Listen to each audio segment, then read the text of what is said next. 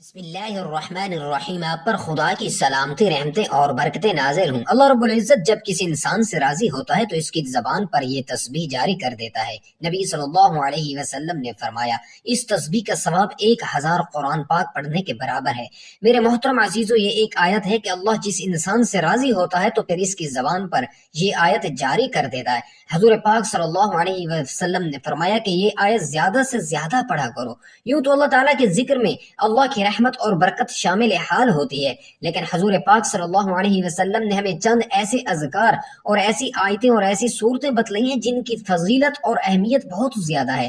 اللہ والو، اس video میں ہم آپ کو بتائیں گے قرآن کی ایک ایسی آیت کے بارے میں جس کا بہت زیادہ بلند و برتر مقام ہے، اور اس کے مقام اور مرتبہ کے بارے میں فرمایا گیا ہے کہ اس آیت کو صرف ایک مرتبہ پڑھنے سے 1000 آیات تلاوت کرنے کے برابر اجر و ثواب فوری طور پر انسان کو حاصل ہوتا ہے۔ اور یہ اللہ رب العزت اس انسان کی زبان پر جاری فرماتا ہے جس کو اللہ رب العزت اپنا خاص اور مقرب بندہ بنانا چاہتا ہے۔ پھر اس آیت کے جاری ہونے کے سبب وہ انسان اللہ کو معزز اور محترم اور مقرب بندہ بن جاتا ہے۔ اس کے ہاتھ اللہ تعالیٰ کے ہاتھ بن جاتے ہیں، اور اس کی ہر بات میں اللہ رب العزت کی بات شامل حال ہوتی ہے۔ تو پھر ایسے انسان کی زبان سے نکلی اور بات کو پورا کرنے کا ذمہ دار بھی اللہ رب العزت خود لے لیتا ہے۔ اللہ والو، یقیناً ہم میں سے ہر مسلمان زیادہ سے زیادہ برکات حاصل کرنا چاہتا ہے۔ ہم میں سے ہر کوئی یہ چاہتا ہے کہ اس کا مقدر شاندار ہو، اس کا نصیب چمکدار ہو، اس کی قسمت روشن ہو، جیسا کہ سورج چاند جیسی تابناک ہو، جس کام میں ہاتھ ڈالے ترقی ہی ترقی ہو، اور جس سے چاہے اپنا بنا لے، جس سے چاہے جو چاہے اسے مل جائے، اسے ہر خواہش پوری ہو جائے۔ یقیناً ہر کوئی یہ چاہتا ہے کہ وہ عزت دار ہو، مالدار ہو، مخلوق خدا پر اس کا دبدبہ ہو، تمام لوگ اس کا احترام کریں، اس عزت اور اہمیت دیں، اس کے ہاں میں سب کے ہاں اور اس کی نہ میں سب کی نہ ہو۔ اور یہ یقیناً سب کچھ پانا ہر انسان کی خواہش ہے، اور اللہ رب العزت یہ سب کچھ دینے پر مکمل قادر ہے۔ اور یہ ہمارا ایمان ہے کہ اگر اللہ رب العزت اپنے بندوں کو خواہشات پوری نہ کرنا چاہے تو ہمیں ایسے بابرکت اور قیمتی لمحات سے کبھی نہ نوازتا کہ جن میں مانگی گئی دعائیں رد ہی نہیں ہوتی، اور ایسے الفاظ اور ایسی تسبیحات بھی اللہ تعالی ہمیں کبھی نہ سکھاتا کہ جس کے ذریعے سے مانگی گئی دعائیں اللہ رب العزت کے دربار میں فوری قبولیت کا شرف پا لیتی ہیں۔ اللہ تعالیٰ کے سامنے ہاتھ اٹھا کر پیش کی گئی فرمائش پوری کرنے کے لیے یہی اللہ رب العزت نے ہمیں ایسے بابرکت دن اور مہینے عطا فرمائے کہ مانگ بندے جتنا مانگنے کی تیری ہمت ہے، اور پھر میں تجھے تیری خواہشات سے بڑھ کر عطا فرماؤں گا۔ اللہ والو، ان دنوں میں اپنی زبان کو ذکر الہی سے ترک کرنے والے وہی لوگ ہیں جن کے منہ سے نکلے الفاظ اللہ رب العزت کا بھی رد نہیں فرماتا، اور ارشاد باری تعالیٰ ہے کہ اے ایمان والو، اللہ کو بہت زیادہ کثرت سے یاد کیا کرو۔ اس آیت میں ایمان والوں کو کثرت کے ساتھ اللہ رب العزت کا ذکر کرنے کی تعلیم فرمائی جا رہی ہے۔ ذکر میں کلمہ طیبہ کا ورد کرنا، اللہ رب العزت کی حمد اور بڑائی بیان کرنا وغیرہ داخل ہے، اور کثرت کے ساتھ ذکر کرنے سے ایک مراد یہ بھی ہے کہ صبح ہو یا شام، سردی ہو یا گرمی، تمام اوقات میں اللہ رب العزت کا ذکر کرو۔ یوں ہی تم خشکی میں ہو یا سمندر میں ہو، ہوا زمین پر ہو یا پہاڑوں پر ہو، تمام جگہوں پر اللہ کا ذکر کرو۔ اسی طرح تم مسافر ہو یا نہ ہو، تندرست ہو یا بیمار ہو، لوگوں کے سامنے ہو یا تنہائی میں ہو، کھڑے ہو بیٹھے ہو، کروٹ کے بل لیٹے ہو، ہر حال میں اللہ رب العزت کا ذکر کرو، اور عبادت میں اخلاص کے ذریعے عبادت قبول ہونے کی اور عبادت کی توفیق ملنے کی دعا کر کے اللہ کا ذکر کرو۔ گناہوں سے باز آ کر ان سے توبہ و استغفار کر کے اللہ کا ذکر کرو۔ نعمت پر اللہ کا شکر ادا کر کے اور مصیبت پر صبر کر کے اللہ کا ذکر کرو۔ اللہ والو، آج کی ویڈیو میں ایک قرآن کی ایسی آیت آپ کی خدمت میں پیش کریں گے کہ اگر یہ آیت کسی انسان کی زبان پر جاری ہو جائے تو پھر اللہ رب العزت اس کے منہ سے نکلی ہر بات پوری فرما کر اسے اپنی مخلوقات میں معزز فرما دیتے ہیں۔ لیکن پہلے جان لیں کہ اللہ رب العزت کا ذکر کرنے کے بہت زیادہ فضائل ہیں۔ وہ کیا ہیں؟ حضرت عبداللہ ابن عمر رضی اللہ تعالی عنہ سے روایت ہے کہ حضور پاک صلی اللہ علیہ وسلم نے فرمایا، کسی شخص کا کوئی عمل ایسا نہیں جو اللہ تعالیٰ کے ذکر سے زیادہ اس کے حق میں اللہ کے عذاب سے نجات دلانے والا ہو۔ لوگوں نے عرض کی، کیا اللہ رب العزت کی راہ میں جہاد کرنا بھی نہیں؟ تو ارشاد فرمایا کہ اللہ رب العزت کی راہ میں جہاد بھی ذکر کے مقابلے میں زیادہ نجات کا باعث نہیں، مگر یہ کہ مجاہد اپنی تلوار سے خدا کے دشمنوں پر اس قدر وار کرے کہ تلوار ٹوٹ جائے۔ اسی طرح حضرت ابو دردہ رضی اللہ تعالی عنہ سے روایت ہے کہ آقا دو جہاں صلی اللہ علیہ وسلم نے فرمایا کہ کیا میں تمہیں ایسی بہترین اعمال نہ دوں جو اللہ رب العزت کے نزدیک بہت ستھرے اور تمہارے درجے بہت بلند کرنے والے اور تمہارے لیے سونا چاندی خیرات کرنے سے بھی زیادہ ہیں، بہتر ہے ہمارے لیے اس سے بھی بہتر ہوں کہ تم دشمن سے جہاد کر کے ان کی گردنیں مارو اور وہ تمہیں شہید کریں۔ صحابہ کرام رضی اللہ تعالی عنہم نے عرض کی کہ جی ہاں یا رسول اللہ، ضرور بتائیے، تو ارشاد فرمایا وہ عمل اللہ رب العزت کا ذکر کرنا ہے۔ اسی طرح حضرت معاذ رضی اللہ تعالی عنہ فرماتے ہیں کہ ایک آدمی نے نبی پاک صلی اللہ علیہ وسلم سے دریافت کیا کہ مجاہدین میں کون اجر و ثواب میں سب سے بڑھ کر ہے، تو ارشاد فرمایا ان میں سے جو سب سے زیادہ اللہ پاک کو یاد کرنے والا ہے۔ اس نے عرض کی کہ روزہ رکھنے والوں میں کس کا اجر سب سے زیادہ ہے، تو ارشاد فرمایا کہ ان میں سے اللہ رب العزت کا ذکر کثرت کے ساتھ کرنے والوں کا، پھر وہ نماز پڑھنے والوں، زکوٰۃ دینے والے، حج کرنے والوں اور صدقہ دینے والوں کے بارے میں پوچھتے رہے، تو حضور پاک صلی اللہ علیہ وسلم یہی ارشاد فرماتے رہے کہ ان میں سے اللہ کو زیادہ یاد کرنے والے کا اجر سب سے زیادہ ہے۔ تو حضرت ابو بکر صدیق رضی اللہ تعالی عنہ نے حضرت عمر رضی اللہ تعالی عنہ سے کہا، اے ابو حفظ، اللہ کو یاد کرنے والے سب بھلائی لے گئے۔ میرے پیارو، نبی پاک صلی اللہ علیہ وسلم نے یہ بھی فرمایا کہ جس کا دل اللہ کے ذکر میں لگا رہتا ہے، اللہ پاک اس کے دل کو ایمان سے بھر دیتا ہے اور اسے اپنی رضا عطا کرتا ہے۔ اور ایک اور حدیث میں ہے کہ اللہ رب العزت فرماتا ہے کہ میں اپنے بندے کے ساتھ ہوں جب وہ مجھے یاد کرتا ہے اور اس کی زبان سے میرے ذکر سے تر رہتی ہے۔ حضور پاک صلی اللہ علیہ وسلم نے یہ بھی فرمایا کہ جب تم کسی کو دیکھو کہ وہ اللہ کے ذکر کی تسبیح کرتا ہے تو سمجھ لو کہ اللہ اسے پسند فرماتا ہے۔ اسی طرح ایک اور حدیث ہے، جب تم میں سے کوئی شخص کسی مجلس میں بیٹھا ہو اور وہاں اللہ رب العزت کا ذکر نہ ہو تو وہ مجلس اس کے لیے باعث افسوس ہوگی، اور اگر وہ اللہ پاک کا ذکر کرتا ہے تو اللہ کی رحمت اس مجلس میں نازل ہوتی ہے اور فرشتے اس مجلس میں حاضر ہو جاتے ہیں، اور پھر اللہ پاک کا ذکر کرنے والوں کو مغفرت کا وعدہ دیا جاتا ہے۔ اللہ والوں، ہمیں ہر وقت ہر حال میں اللہ کا ذکر کرنا چاہیے۔ اللہ کریم ہمیں ذکر کرنے کی توفیق عطا فرمائے۔ میرے محترم عزیزو، اللہ کا ذکر کرنے کی بہت سی دینی اور دنیاوی برکات بتائی گئی ہیں، اور یوں ہی علماء کرام نے بھی اپنی کتابوں میں اس کی بہت ہی برکات بیان فرمائی ہیں، جن میں سے چند یہ ہیں کہ اللہ پاک کا ذکر کرنا اس کی رضا حاصل کرنے کا ذریعہ ہے۔ اس کی برکت سے اللہ کا قرب نصیب ہوتا ہے، معرفت الہی کے دروازے کھلتے ہیں، ذکر کرنے والے کو اللہ حیات فرماتا ہے، یہ اللہ کے عذاب سے نجات دلاتا ہے، یہ خود بھی سعادت مند ہوتا ہے اور اس کے ساتھ بیٹھنے والا بھی سعادت سے سرفراز ہوتا ہے۔ کثرت سے ذکر کرنا بدبختی سے امان ہے۔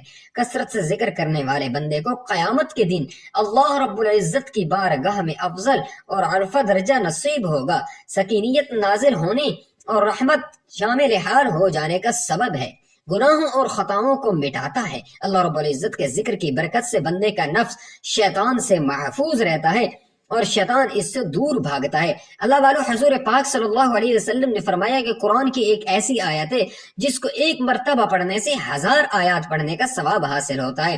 اللہ رب العزت کی کتاب قرآن مجید ایک ایسی ہدایت ہے جو انسان کی زندگی کے تمام پہلوؤں کو درست کرنے کے لیے نازل کی گئی ہے، اور قرآن کی ہر آیت میں حکمت اور برکت ہے، لیکن بعض آیات کو خاص فضیلت اور اہمیت حاصل ہے۔ اللہ رب العزت ہر چیز پر قادر ہے، وہ خالق کائنات بھی ہے اور مالک کائنات بھی ہے، وہ کسی بھی سبب کے بغیر جو چاہے نتائج پیدا کرنے پر قادر ہے۔ اللہ رب العزت نے جب سے یہ کائنات بنی ہے، اللہ رب العزت کے بنائے ہوئے ضابطے اور قوانین کے مطابق چل رہی ہے۔ اللہ کریم ہر چیز پر قادر ہونے کے باوجود کسی پر بھی زبردستی ہدایت کو مسلط نہیں کرتا، بلکہ یہ اختیار انسان کو دیا ہے کہ وہ ہدایت چاہتا ہے یا گمراہی۔ اللہ رب العزت کو اختیاری بندگی میں قصور ہے، نہ کہ جبری۔ اللہ کا ارشاد ہے کہ اور اے محبوب صلی اللہ علیہ وسلم، آپ فرما دیجئے کہ حق تمہارے رب کی طرف سے ہے، تو جو چاہے ایمان لائے اور جو چاہے کفر کرے۔ سورۃ المدثر میں اللہ رب العزت ارشاد فرماتے ہیں، یہ تو ایک یاد دہانی ہے، بس جس کا جی چاہے نصیحت حاصل کرے۔ قرآن پاک کی ان آیات مبارکہ سے یہ بات واضح ہو گئی کہ اللہ کریم نے حق کو واضح فرما دیا، لیکن اس بات کے لیے کسی کو مجبور نہیں کیا کہ وہ اس کو قبول کرے۔ اگر اللہ رب العزت چاہتا تو انسان لازمی حق کو تسلیم کرتا اور ہدایت کے راستے پر چلتا، لیکن اللہ رب العزت نے یہ اختیار انسان کو دیا ہے۔ ارشاد باری تعالی ہے، اور اگر آپ کا رب چاہتا تو زمین پر جتنے لوگ ہیں سب کے سب ایمان لے آتے، تو پھر کیا آپ لوگوں کو مجبور کریں گے کہ وہ ایمان لانے والے ہو جائیں؟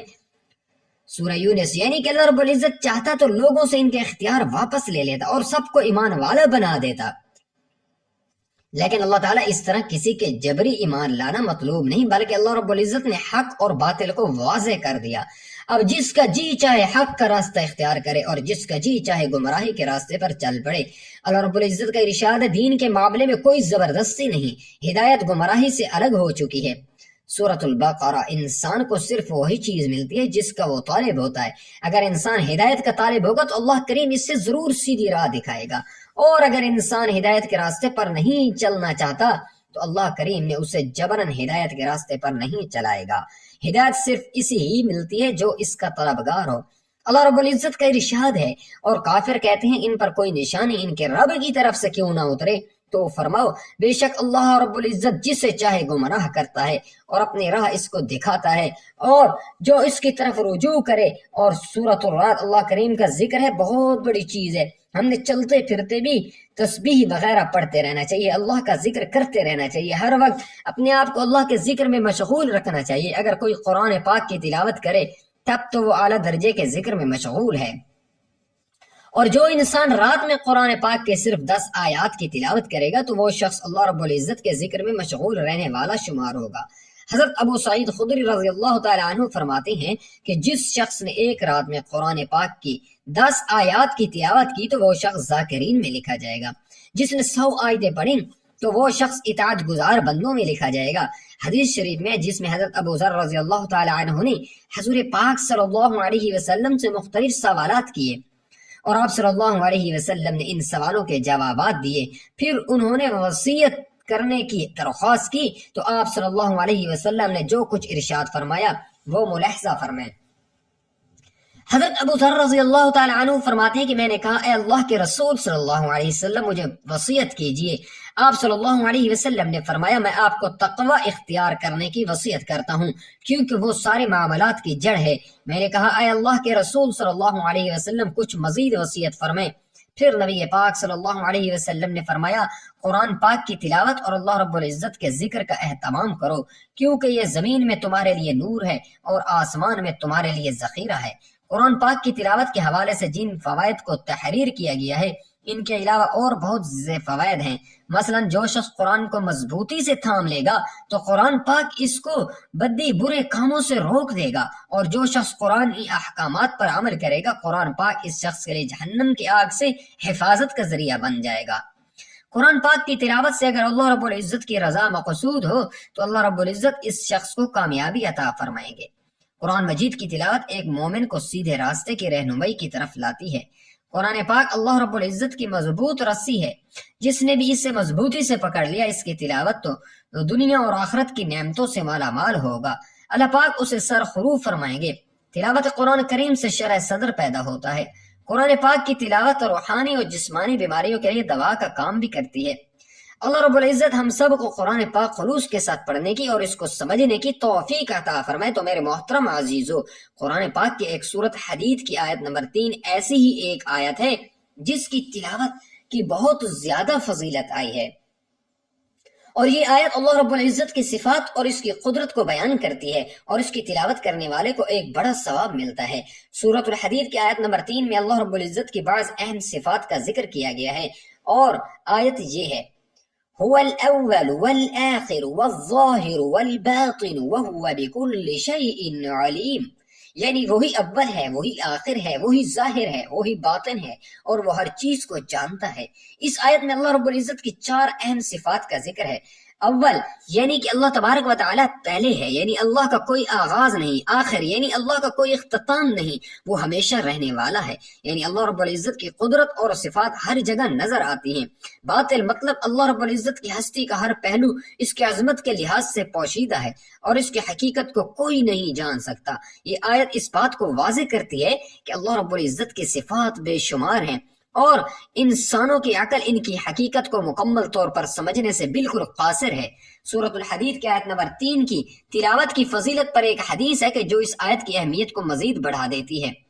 حضرت ابو ہریرہ رضی اللہ تعالی عنہ روایت کرتے ہیں کہ حضور پاک صلی اللہ علیہ وسلم نے فرمایا جو شخص سورۃ الحدید کی آیت نمبر 3 پڑھتا ہے وہ 1000 آیات پڑھنے کے برابر ہوتا ہے۔ تو اللہ والو یہ حدیث اس بات کو واضح کرتی ہے کہ سورۃ الحدید کی آیت کی تلاوت کو بہت زیادہ ثواب ہے۔ 1000 آیت پڑھنے کا ثواب انسان کو اس ایک آیت کی تلاوت پر مل جاتا ہے، جو کہ اس کی عظمت اور اس کی تلاوت کی اہمیت کو ثابت کرتا ہے۔ اس حدیث میں حضور پاک صلی اللہ علیہ وسلم نے سورۃ الحدید کی آیت نمبر 3 کو ایک خاص فضیلت دی ہے اور اس آیت کی تلاوت 1000 آیات کے برابر قرار دیا، یعنی اس کا ثواب اتنا عظیم ہے کہ اسے ہزاروں آیات کی تلاوت سے بھی زیادہ سمجھا جا سکتا ہے۔ اللہ رب العزت کے ذکر کی اہمیت اور اس کی صفات کو جاننا انسان کے ایمان کو مضبوط کر دیتا ہے۔ اللہ رب العزت کی صفات کا ذکر انسان کو اس کے مالک کی عظمت، اس کی بے پایہ قدرت اور اس کی مکمل حکمت سے آگاہ کرتا ہے۔ سورۃ الحدید کی آیت نمبر 3 میں اللہ رب العزت کی جو صفات بیان کی گئی ہیں، ان میں سے ہر ایک صفت انسان کے دل کو سکون اور راحت دیتی ہے۔